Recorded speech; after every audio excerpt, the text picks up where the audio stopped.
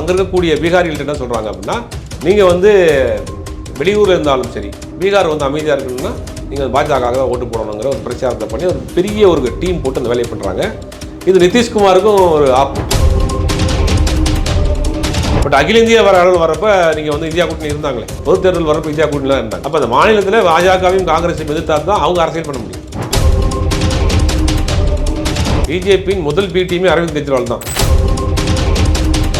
West பெங்காலே ஒரு semi சங்கி தான் மம்தா. அங்கே இந்த பக்கம் இந்த பக்கம் கோல் போட்டு தன்னுடைய ஆட்சியை காப்பாற்றிக்கிட்டு வண்டி ஓட்டிகிட்டு தான் இருப்பாங்க.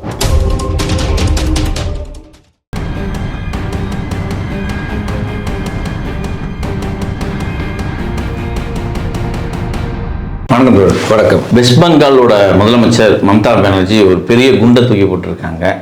பாஜகவுக்கு தேர்தல் ஆணையம் எப்படியெல்லாம் உதவுது அப்படின்ட்டு ஒரு புது குழு ஒன்று ஆரம்பிச்சிருக்காங்க, கோஸ்ட் ஹண்டர் அப்படின்ட்டு. அதை பற்றி கொஞ்சம் சொல்லுங்களேன். அதாவது முதல்ல கோஸ்ட் ஓட்டர்ஸ் யார் அப்படின்னா தான் நீங்கள் கோஸ்ட் ஹண்டர்ஸ் யாருன்னு கண்டுபிடிக்க முடியும். அதாவது சமீபத்தில் அந்த டிலிமிட்டேஷனுடைய கூட்டம் நடந்துச்சு தமிழ்நாட்டில், தெரியும் உங்களுக்கு. அதுக்கு மம்தா பானர்ஜி ஏன் வரல அப்படின்னு எல்லாருடைய கேள்வியும் அதை நோக்கி தான் இருந்துச்சு. மம்தா பானர்ஜி ஏன் வரல, அவங்களுக்கு இதில் நாட்டம் இல்லையா, விருப்பம் இல்லையாங்கிற மாதிரியான போயிட்டு இருக்கு. அது மம்தா பானர்ஜி ஒரு செய்தியை சொல்கிறாங்க. நீங்கள் டீலிமிட்டேஷனை காட்டில் ஒரு முக்கியமான ஒரு பிரச்சனை இங்கே போயிட்டுருக்கு. கோஸ்ட் ஓட்டர்ஸுங்கிற ஒரு விஷயம் போயிட்டுருக்கு. நாங்கள் அதை கண்டுபிடிக்கக்கூடிய வேலையில் இருக்கிறோம் அப்படின்னா, கோஸ்ட் ஓட்டர்ஸ் யார் என்னங்கிற மெகாலயத்தை பொறுத்த வரைக்கும் பக்கத்து மாநிலமாக இருக்கக்கூடிய ஹரியானா, அண்டை மாநிலங்களில் இருக்கக்கூடிய வாக்காளருடைய ஓட்டர் ஐடியும் வெஸ்ட் பெங்காலில் இருக்கக்கூடிய ஓட்டர் ஐடியும் ஒன்றா இருக்குது.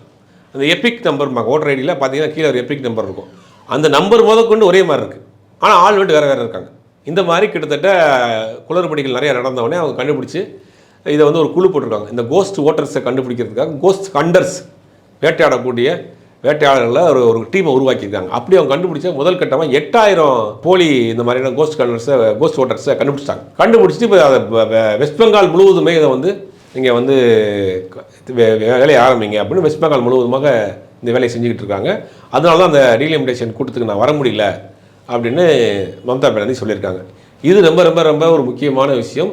எல்லா மாநிலங்களும் இதை வந்து அலாட் பண்ணக்கூடிய விஷயம். இப்போ இந்த வருஷ கடைசியில் பார்த்தீங்கன்னா பீகார் தேர்தல் வருது. பீகார் தேர்தலை இவங்க எப்படி கையகப்படுத்த போகிறாங்க அப்படின்னா, பீகாரை விட்டு வெளியில் வாழக்கூடிய பீகாரிகள் கிட்டத்தட்ட 2 கோடி பேர் இருக்கிறாங்க. அந்த 2 கோடி பேரையும் பாஜக பீகாருக்கு கொண்டு வந்து ஓட்டு போட வைக்கக்கூடிய வேலையை ஒரு வேலை செய்கிறாங்க. அதான் பீகார் திவாஸ். அதான் பீகார் திவாஸ்னா ஒவ்வொரு மாநிலத்துக்கும் மாநில நாள் இருக்கு இல்லையா, தமிழ்நாடு நாள். பீகார் நாள்னா பீகார் திவாஸ். இந்த பீகார் திவாஸ் அன்னைக்கு இந்தியாவில் இருக்கக்கூடிய ராஜ்பவன்ஸ் அத்தனையிலையும் நீங்கள் வந்து பீகார் திவாஸ் கொண்டாடுங்க. அங்கே இருந்த அந்த மாநிலங்கள் இருக்கக்கூடிய பீகாரிகளை ஒன்று சேர்த்து அவர்களை வந்து நீங்கள் வந்து ஓட்டு போட வைங்க. அப்போ ராஜ்பவனை வந்து எப்படி பயன்படுத்துகிறாங்க பாருங்கள், ஆளுநரை எப்படி பயன்படுத்துகிறாங்க பாருங்கள். அப்போ அந்த வேலையை செய்கிறாங்க. அப்போ அதுக்கு ஒரு பெரிய குழு போட்டுருக்காங்க. குழு போட்டு அந்த 2 கோடி வாக்காளர்களையும் பீகாருக்கு கொண்டு வர வச்சு பாஜகவுக்கு ஓட்டு போடக்கூடிய வேலையை செய்கிறாங்க. அப்போ அது ஒரு பக்கம் பண்ணுறாங்க. தேர்தல் ஆணையத்தை வச்சு இந்த இவிஎம்ஐ வச்சு இந்த பக்கம் ஒரு பண்ணுறாங்க.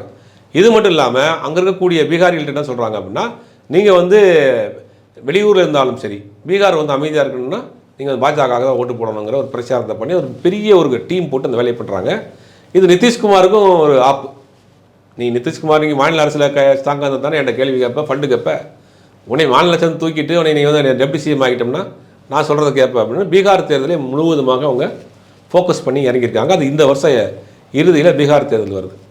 இப்போ இந்த கோஸ்ட் ஓட்டர்ஸு, பீகார் திவாஸு, இவங்க பீகார் தேர்தலுக்கு தயாராகிறது எல்லாத்தையும் கால்குலேட் பண்ணி பார்க்குறப்ப தேர்தல் வேலைகளில் அவங்க ரொம்ப பரபரப்பாக இருக்கிருக்காங்க. இது மட்டும் கிடையாது, அடுத்த வருஷம் தமிழ்நாடு, பாண்டிச்சேரி, கேரளா, வெஸ்ட் பெங்கால், இன்னொரு மாநிலம், 5 மாநிலங்களில் தேர்தல் வருது. இந்த 5 மாநில தேர்தலில் இந்த கோஸ்ட் ஓட்டர்ஸ் முறையை செயல்படுத்த போகிறாங்களாங்கிற ஒரு சந்தேகம் இருக்குது. இது மற்ற மாநிலங்கள், தமிழ்நாடு போன்ற மாநிலங்கள் இதை துரிதப்படுத்தி இதுக்குள்ளே ஏதாவது குளறுபடிகள் நடந்திருக்காங்கிறத கண்டுபிடிக்கக்கூடிய வேலையை தமிழ்நாட்டில் இருக்கக்கூடிய அரசியல் கட்சிகள் செய்யணும், கேரளாவில் இருக்கக்கூடிய அரசியல் கட்சிகள் செய்யணும், பாண்டிச்சேரியில் இருக்கக்கூடிய அரசியல் கட்சிகள் செய்யணும். ஏன்னா இந்த மாதிரி கோஸ்ட் ஓட்டர்ஸ் இங்கேயும் நுழைஞ்சிருக்கா. கவுன்சில் எலெக்ஷன் நடந்தாவே வார்டு மாறி போட்டாவே யார் ஓட்டு போட வராங்கன்னு அந்த முகவர்களுக்கு தெரியும். இப்போ ஒரு மாநிலத்திலே மாறி ஓட்டு போடும்போது அந்த முகவர்கள் கண்டுபிடிக்க முடியாதா? அது கண்டுபிடிக்க முடியலை. பெரிய மாநிலங்களில் சிட்டியில் போட்டால் என்ன பண்ணுவீங்க? நீங்கள் கிராமப்புறங்களில் நீங்கள் ஓட்டு போட போனீங்கன்னா கண்டுபிடிச்சிடலாம், இவர் இந்த தெருவை தேர்ந்தவர் இல்லைன்னு. பெருநகரங்கள் எப்படி கண்டுபிடிப்பீங்க? யாருன்னு தெரியாது. ஒரு பூத்தில் உட்காந்துருக்காரு அப்படின்னா நான் புதுசாக தெருவில் குடி வந்திருக்கேன் அப்படி நீங்கள் காமிச்சு ஓட்டு போட்டு போயிடலாமே. அப்போ அவருடைய டார்கெட்டே பெருநகரங்கள் தான் டார்கெட் பண்ணுவாங்க. அப்போ தேர்தல் ஆணையத்தை வச்சு இந்த மாதிரி கோஸ்ட் ஓட்டர்ஸை வச்சு தேர்தலை குலைக்கக்கூடிய வேலை செய்கிறாங்களா அப்படிங்கிற ஒரு சந்தேகம் ஏற்பட்டிருக்கு. அதை மற்ற மாநிலங்கள் மம்தா பானர்ஜி சொன்னதை கடந்து போகாமல் கவனத்தில் கொண்டு இதை ஆராய்ச்சி செய்து பார்க்க வேண்டிய கட்டாயத்தில் இருக்காங்க, இன்க்ளூடிங் தமிழ்நாடு. திருமதி மம்தா பானர்ஜி அவர்கள் இதை தேர்தல் ஆணையத்துக்கு முறையிடலையே அவங்க? தேர்தல் ஆணையத்தை கம்ப்ளைண்ட் கொடுத்துருக்காங்க. தேர்தல் ஆணையத்தை என்ன சொல்கிறாங்கன்னா, நாங்கள் கம்ப்யூட்டரைஸ்ட் ஆகிறப்ப அது வந்து மிஸ்டேக்ஸ் வந்திருக்கு, நாங்கள் சரி செய்கிறோம்ன்ற எப்பயும் போல சொல்லக்கூடிய பெர்மனெண்ட்டான ஒரு வார்த்தை வச்சுருப்பாங்களே, அந்த வார்த்தையை டெக்னிக்கல் ப்ராப்ளம்ன்ற மாதிரி ஒரு வார்த்தையை சொல்லியிருக்காங்க.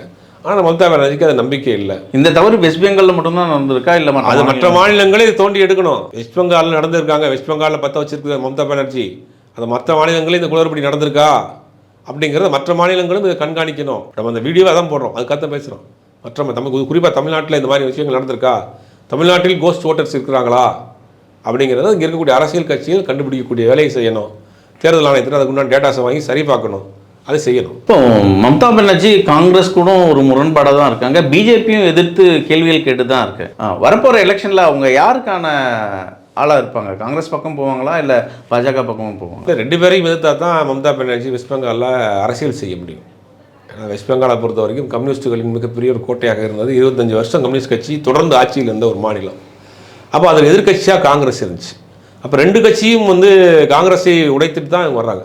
பாஜகவுக்கு அங்கே பேஸே கிடையாது. வெஸ்ட் பெங்காலை பொறுத்தவரைக்கும் பாஜகவுக்கு பேஸ் கிடையாது. இப்போ தான் கொஞ்சம் போட்டுட்ருக்காங்க. அப்போ காங்கிரஸ் எதிர்த்தா தான் அவங்க வந்து அரசியல் பண்ண முடியும், பாஜக எதிர்த்தா தான் அங்கே அரசியல் பண்ண முடியும். இல்லை, இந்திய கூட்டணிக்கு சிக்கலாகவே இருக்காங்க மம்தா பானர்ஜி.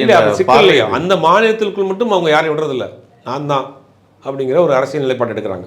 பட் அகில இந்திய அளவில் வரப்போ நீங்கள் வந்து இந்தியா கூட்டணி இருந்தாங்களே, பொது தேர்தல் வரப்போ இந்தியா கூட்டணிலாம் இருந்தாங்க.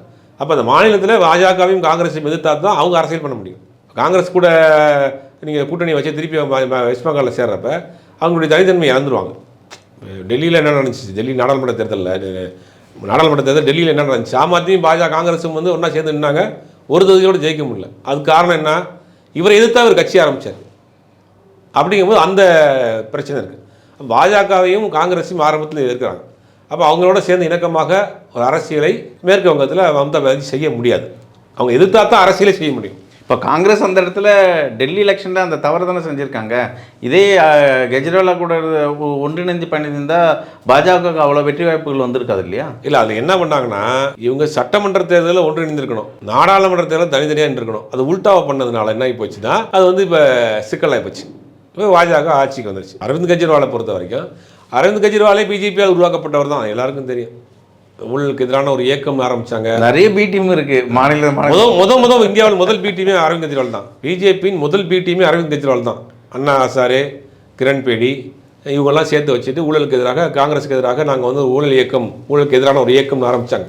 அந்த இயக்கம் தான் கடைசியில் வந்து ஆம் ஆத்மியா மாதிரி நின்றுச்சு, வளர்த்தக்கிட்ட மாறல பாதிச்சு அவன் ஒரு ஸ்டேஜுக்கு மேலே போய் நமக்கு ஆப்போசிட்டாக வந்துடுவான் போலங்கிறதுனால தான் அவங்களை காலி பண்ணாங்க. அப்போ அதே நிலைமை தான் வெஸ்ட் பெங்கால்லையும் ஒரு செமி சங்கி தான் மம்தா. அங்கே பக்கம் இந்த பக்கம் கோல் போட்டு தன்னுடைய ஆட்சியை காப்பாற்றிக்கிட்டு வண்டி ஓட்டிகிட்டு தான் இருப்பாங்க. அப்படிங்கும்போது அது எதிர்த்தா தான் அந்த மாநிலத்தில் அவங்க அரசியல் பண்ண முடியும். அதான் செஞ்சுட்டு இருக்காங்க. பார்ப்பந்தூர் கோஸ்ட் ஹோட்டர்ஸ் ஜெயிக்க போகிறாங்களா இல்லை ஹண்டர்ஸ் காலி பண்ண போகிறாங்களான்னு வர போகிற தேர்தல் பதில் சொல்லும். நன்றி.